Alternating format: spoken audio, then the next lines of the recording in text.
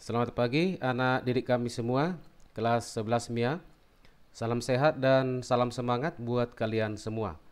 Materi pembelajaran kita pada kesempatan ini adalah dari gelombang cahaya bagian yang pertama. Dan topik pembelajaran kita dari gelombang cahaya bagian yang pertama ini adalah kita akan mempelajari mengenai polarisasi cahaya. Seperti apa polarisasi cahaya ini? Mari ikuti dan perhatikan pembelajaran ini sampai tuntas. Untuk pemahaman awal kita perhatikan terlebih dahulu animasi peristiwa polarisasi cahaya yang berikut ini. Mari kalian perhatikan. Ini adalah merupakan sebuah bola lampu pijar sebagai sumber cahaya. Kemudian ini adalah merupakan bahan polarisasi atau disebut dengan polaroid yang bisa menyerap arah getar cahaya. Kemudian bagian ini dan yang ini adalah merupakan kisi yang bisa dilewati oleh arah getar cahaya dari segala arah. Kita tahu bahwa cahaya itu akan bergetar ke segala arah, tetapi untuk memahami di sini hanya dibuat 3 arah getar saja, yaitu warna hijau, warna biru, dan warna merah. Ketika cahaya ini melewati kisi, tidak ada arah getar yang diserap. Kita perhatikan warnanya ini masih 3 ya, sama dengan seperti di sini. Tetapi ketika cahaya itu melewati bahan polarisasi ini, maka kita perhatikan arah getar cahaya yang dilewatkan dari bahan polarisasi ini tinggal satu arah saja. Intinya adalah ketika cahaya datang melewati bahan polarisasi, maka cahaya yang diteruskan itu memiliki satu arah getar saja. Inilah sebagai animasi singkat, sebagai pemahaman awal untuk peristiwa polarisasi cahaya. Baik, kita lanjutkan. Kita perhatikan judul pembelajaran kita adalah polarisasi cahaya. Kita perhatikan sebagai teori singkat dari polarisasi cahaya ini. Yang pertama adalah polarisasi cahaya adalah peristiwa terserapnya sebagian atau seluruhnya arah getar cahaya.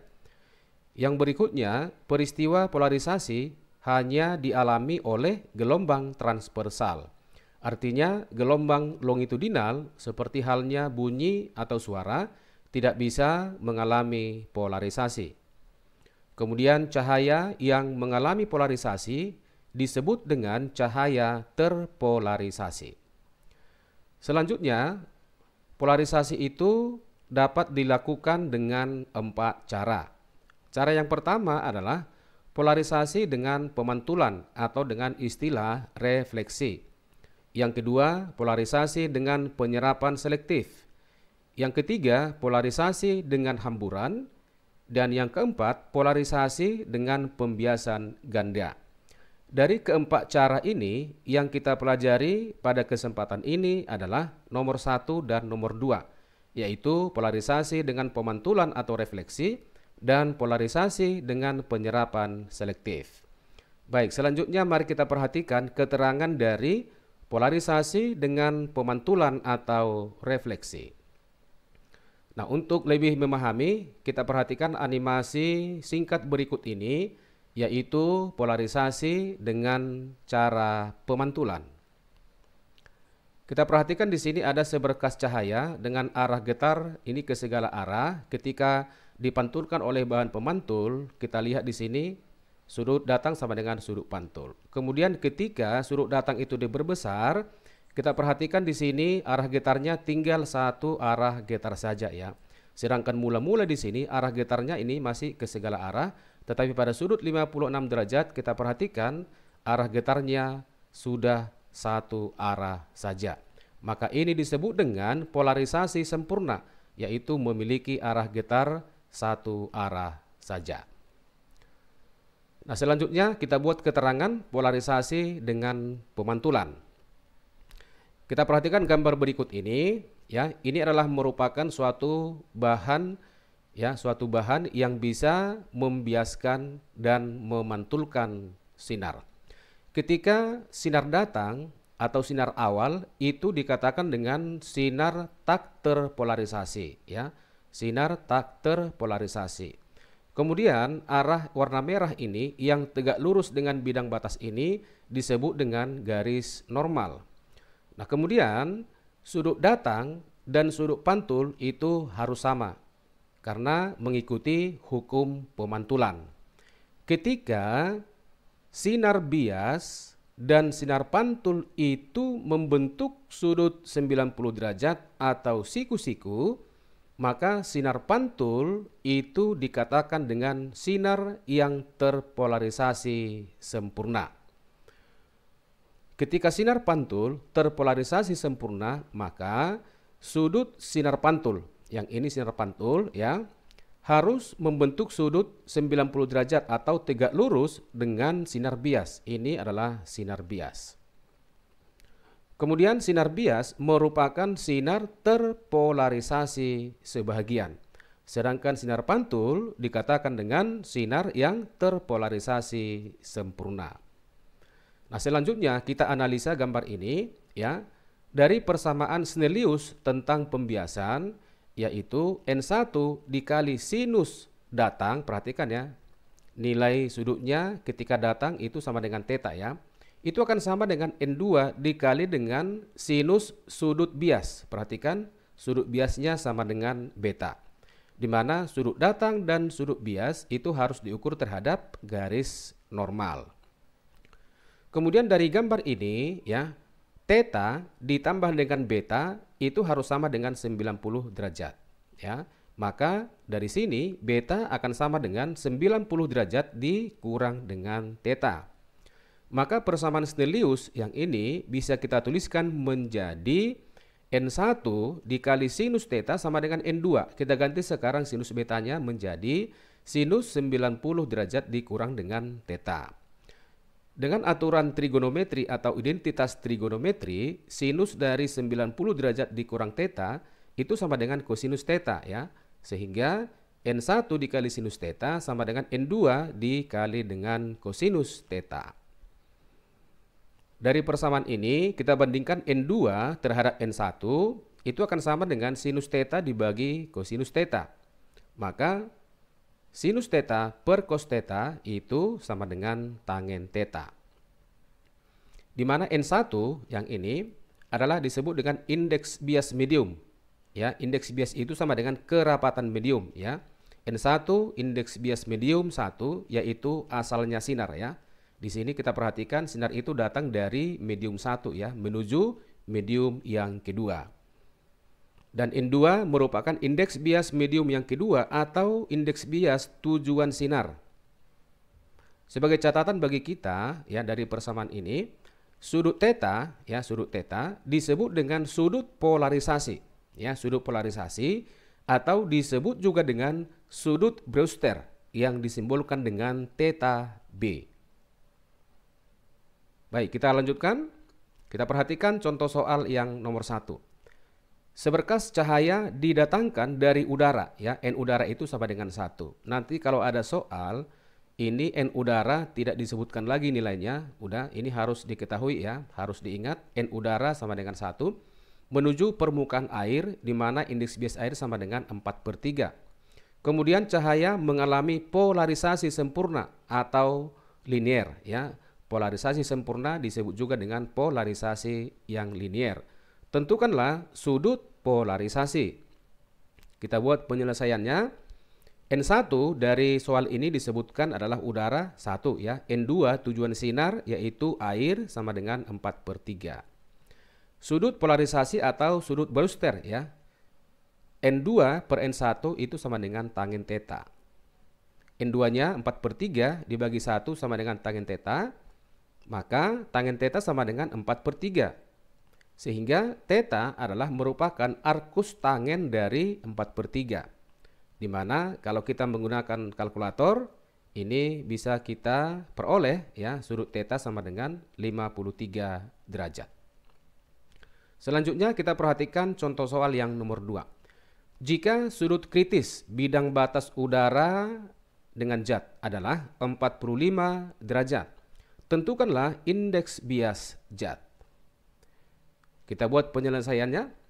Nah, kita perhatikan di sini ada istilah sudut kritis ya. Sudut kritis terjadi apabila sudut bias ya, apabila sudut bias dengan garis normal itu membentuk sudut 90 derajat. Atau dengan kata lain, sinar yang dibiaskan itu berada pada bidang batas udara zat. Kemudian syarat yang kedua, agar sudut kritis ini terjadi, sinar harus datang dari medium yang lebih rapat menuju medium yang kurang rapat. Kerapatan suatu medium itu ditandai dengan nilai indeks bias yang disimbolkan dengan N. Maka N1 itu harus lebih besar daripada N2. Kemudian dari persamaan Snellius tentang pembiasan, kita perhatikan gambar berikut ini. Kira-kira gambarnya seperti ini ya. Ini bidang batas antara udara dengan zat. Kemudian jika terjadi sudut bias itu 90 derajat terhadap garis normal, maka sudut datangnya disebut dengan sudut IK ya. K ini menyatakan kritis. Ketika sudut biasnya ini ya 90 derajat terhadap garis normal. Maka dari hukum Snellius ya, N1 dikali sinus IK itu sama dengan N2 dikali dengan sinus R. R ini menyatakan sudut bias ya. Dan R yang di sini sama dengan 90 derajat. Maka N1 dikali sinus IK sama dengan N2. Kenapa? Karena sinus 90 itu sama dengan 1. Kita masukkan nilai sudut kritis yang diketahui sama dengan 45 derajat ya. Maka sinus 45 derajat itu sama dengan N2 dibagi dengan N1. Sinus 45 derajat sama dengan setengah akar 2 sama dengan ya N2 itu sama dengan udara ya, sama dengan 1 dibagi dengan N1. Ini merupakan indeks bias zat ya, indeks bias zat yang ditanya pada soal ini. Sehingga kita peroleh N1 atau indeks bias zat itu sama dengan akar 2. Ya, sama dengan 1,41. Kita perhatikan di sini bahwa N1 itu harus lebih besar daripada N2. Kita peroleh di sini N zat atau N1 sama dengan 1,41. Nah, selanjutnya adalah keterangan untuk polarisasi dengan penyerapan selektif. Kita perhatikan bagian pendahuluannya ya.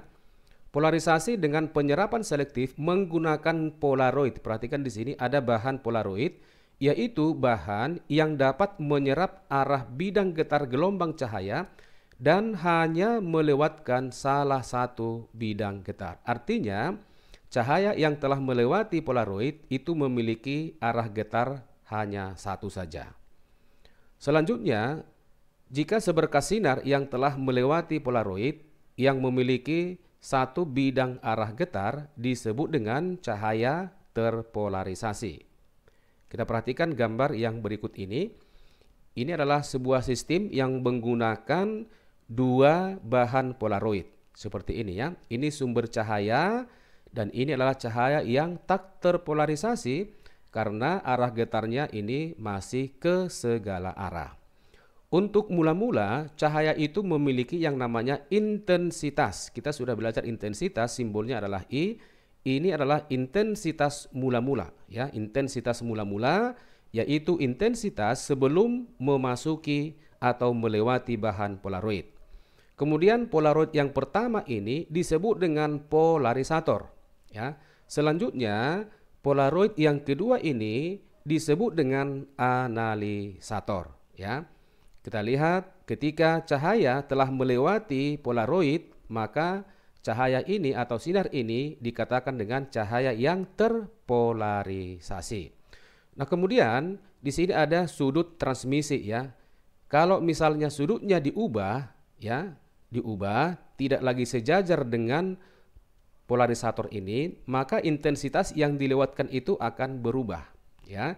Intensitas yang dilewatkan oleh polarisator itu namanya I1. Kemudian intensitas yang dilewatkan oleh I2 itu disebut dengan I3. Untuk lebih jelasnya, kita perhatikan gambar yang berikut ini. Nah, ini adalah merupakan sumber cahaya, ya, sumber cahaya yang memiliki intensitas mula-mula atau menghasilkan cahaya yang belum terpolarisasi.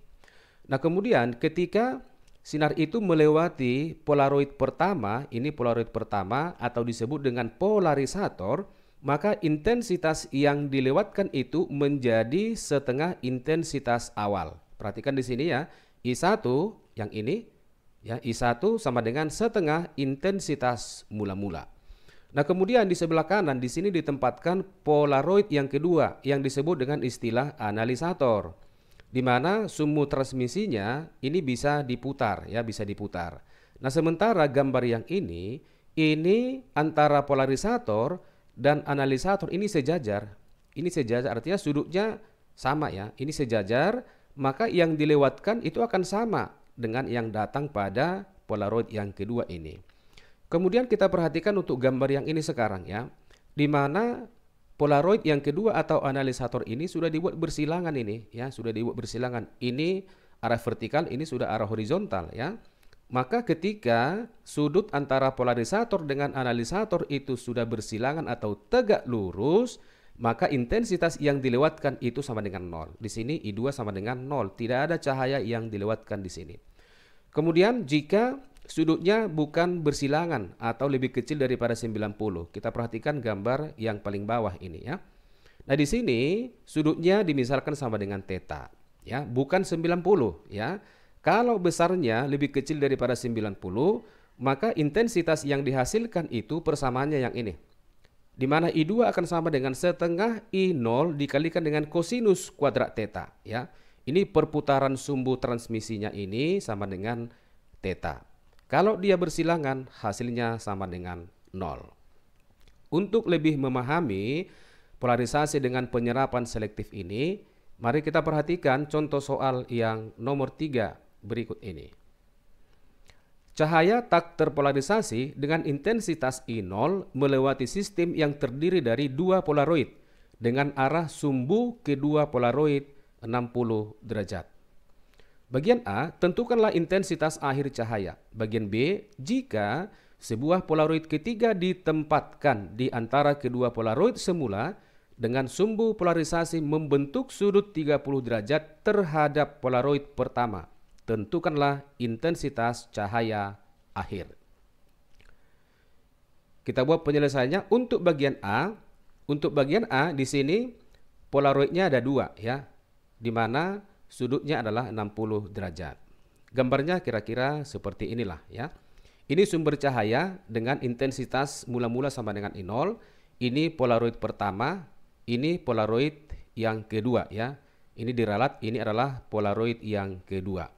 Ketika cahaya datang lewat polaroid pertama, intensitasnya sama dengan setengah intensitas mula-mula, ya. Ketika lewat pada polaroid yang kedua, maka intensitasnya akan menjadi I2. Dengan sudut, perhatikan di sini, sudut antara kedua polaroid sama dengan 60 derajat. Untuk menentukan I2 seperti persamaan yang tadi, ya, I2 sama dengan I1 dikali kosinus kuadrat theta, ya, akan sama dengan kita ganti I1, ya, yang melewati polaroid pertama, yaitu setengah daripada I0, ya, dikalikan dengan kosinus kuadrat theta, sudutnya 60 derajat. Ya, maka setengah I0 dikali kosinus kuadrat 60 derajat. Akan sama dengan setengah I0, kosinus 60 itu sama dengan setengah. Dipangkat dengan 2 berarti 1/4, ya. Berarti 1/4 dikalikan dengan setengah I0 sama dengan 1/8 I0. Kemudian bagian B, sekarang polaroidnya sudah ada 3, ya. Di mana polaroid ketiga itu katanya ditempatkan di antara, ya. Ditempatkan di antara dengan sudut 30 derajat terhadap polaroid yang pertama. Gambarnya kira-kira seperti ini. Ini sumber cahaya, ya. Awalnya ada polaroid 1 dan polaroid 2. Ini awalnya. Nah, kemudian ditempatkan polaroid yang ketiga dengan sudut 30 derajat terhadap polaroid pertama ini. Ini 30 derajat. Maka pertanyaannya, berapa I2? Ya, berapa I2? Nah, sekarang kita cari dulu berapa I3 ini, ya. I3 inilah yang datang atau melewati polaroid yang kedua ini atau polaroid yang terakhir. I3 sama dengan setengah I0 dikali kosinus kuadrat dari 30 derajat. Akan sama dengan setengah I0, kosinus 30 sama dengan setengah akar 3, ya, dipangkat dengan 2. Akan sama dengan 3/4, ya. 3/4 dikali setengah I0, itu sama dengan 3/8 I0. Maka I3 ini yang akan melewati polaroid kedua ini atau polaroid terakhir, itu intensitasnya 3/8 dari intensitas mula-mula. Nah, kemudian kita akan menentukan berapa intensitas akhir yang melewati polaroid kedua. Kita buat persamaannya, ya. I2 akan sama dengan I3 dikalikan dengan kosinus kuadrat theta. Nah, kemudian tetanya berapa? Bukan yang 30 ini, tetapi menentukan theta adalah selisih dari 60 derajat dengan 30 derajat ini, karena kita ukur sudutnya terhadap polaroid yang ketiga ini. Maka theta akan sama dengan 60 derajat dikurang 30 derajat, sama dengan 30 derajat. Maka I2 sama dengan I3 kita masukkan 3/8 I0 ini, dikalikan dengan kosinus kuadrat 30 derajat. Maka I2 sama dengan 3/8 I0, kemudian kosinus 30 itu sama dengan setengah akar 3, ya, dipangkat dengan 2 sama dengan 3/4, berarti 3/4, ya, dikalikan dengan 3/8 I0, itu nilainya sama dengan 9/32 I0. Demikianlah pembelajaran kita pada kesempatan ini. Seperti biasa, di sini saya buat soal latihan, ada 4 nomor. Jika kalian tadi memperhatikan dengan serius apa yang sudah saya sampaikan, maka soal latihan ini bisa kalian kerjakan secara mandiri. Terima kasih atas perhatian kalian semua. Tetap semangat, tetap sehat, dan semoga berhasil.